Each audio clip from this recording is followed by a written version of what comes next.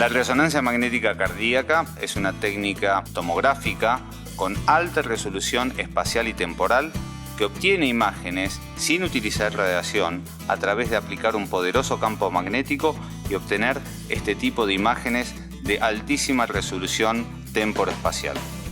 Es una técnica tomográfica y nos permite cortar al corazón en cualquier plano, como podemos ver en estas imágenes, cortes en 4 cámaras, en 3 cámaras y 2 cámaras en eje largo y cortes en eje corto desde la base hasta el ápex, los que nos permite evaluar y cuantificar adecuadamente la función ventricular y la estructura del corazón. Y con respecto a la evaluación de la función ventricular, la resonancia nos permite evaluar los volúmenes ventriculares en fin de diástole, en fin de sístole, hacer cortes desde la base hasta el ápex y aplicar un Simpson tomográfico, y consideran las guías de insuficiencia cardíaca como la técnica patrón para evaluar los volúmenes, la fracción de disección y la masa de ambos ventrículos. Y es por eso que es la imagen de validación para otras técnicas como la medicina nuclear, el ecocardiograma 3D y la tomografía computada que quieren evaluar estos parámetros de función ventricular. Un ejemplo de esta aplicación en la evaluación de la función ventricular es en pacientes con cardiopatías congénitas complejas, como aquellos pacientes con Fallot operados, en donde nosotros podemos evaluar no solo la función del ventrículo izquierdo, sino la función del ventrículo derecho, evaluar una insuficiencia pulmonar, cuantificar a través de las imágenes de fase contraste el grado de insuficiencia pulmonar, evaluar un shunt interventricular y, sobre todo con técnicas de angiografía 3D, poder hacer una reconstrucción de los grandes vasos y evaluar el diámetro de las ramas pulmonares y el tronco de la arteria pulmonar. Ahora, uno de los aspectos más importantes de la resonancia es la caracterización tisular.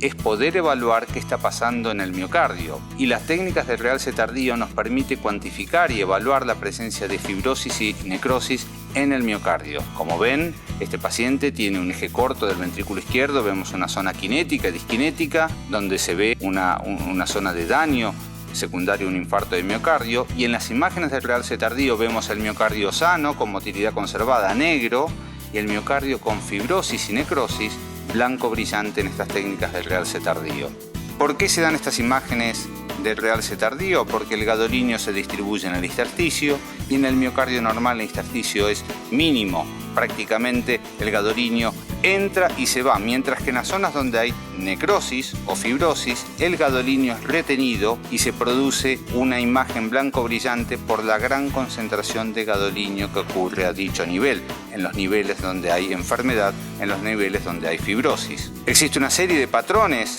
del realce de gadolinio que reflejan patrones de fibrosis en el miocardio, característicos de la miocardiopatía isquémica, si es subendocárdico transmural, o otros patrones de cardiopatías no isquémicas que nos permiten adivinar o intuir qué proceso subyacente tiene el paciente. Como pueden ver, tenemos diferentes patrones de realce, en este caso subendocárdico extenso tanto en el ventrículo izquierdo como ventrículo derecho, característico de una endomiocardofibrosis, un patrón con realce subepicárdico, característico de una miocarditis, un patrón subendocárdico y transmural, característico de un infarto de miocardio, un patrón subendocárdico difuso con anulación del pool sanguíneo, característico de la amiloidosis, un patrón focal intramiocárdico, característico de una sarcoidosis, un patrón intramiocárdico focal en zonas donde hay engrosamiento del septum, característica de una miocardiopatía hipertrófica, un patrón intramiocárdico que afecta a los segmentos inferolaterales basales, característico de la enfermedad de Fabry, y un aneurisma apical, característico de la enfermedad de Chagas. Otros aspectos importantes en la caracterización tisular consiste en la evaluación de edema a través de las imágenes de T2, evaluación del hierro intramiocárdico a través de imagen de T2 estrella, muy importante porque el pronóstico de estos pacientes con hemocromatosis o talasemia mayor depende del contenido del hierro intramiocárdico. Nuevos aspectos en la evaluación de la función intrínseca de la fibra miocárdica que pueden ser hoy en día cuantificados a través de la técnica de tagging, y nuevos aspectos y algo muy novedoso en la actualidad, que es la evaluación del T1 mapping para la evaluación no ya de la fibrosis focal, sino de la evaluación de la fibrosis difusa del miocardio. Por supuesto que, como toda técnica, tenemos que tener algunas precauciones en la utilización. Obviamente los pacientes con claustrofobia, que son menos del 5% de los pacientes, no van a ser sometidos a una resonancia. Aquellos pacientes con implantes cardíacos, como marcapasos o desfibriladores, que no sean compatibles con resonancia. Hoy en día hay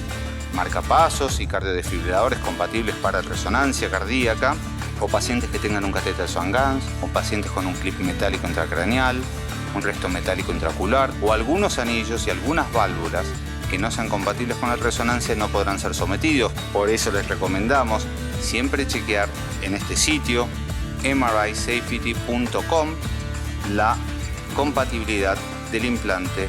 con el resonador. Y por último, en aquellos pacientes que uno utilice gadolinio y tengan disfunción renal, hay que tener la precaución de no utilizar gadolinio por la fibrosis sistémica nefrogénica. En aquellos que tengan 30 mililitros km de clearance, no utilizar gadolinio. En aquellos que tengan un clearance entre 30 y 50 mililitros km, utilizar una baja dosis de 1 milimol kilo. Y por último, las principales aplicaciones de la resonancia en la práctica actual consisten en la evaluación de la función y la estructura cardíaca, sobre todo en aquellos pacientes con mala ventana acústica como alternativa de la ecocardiografía,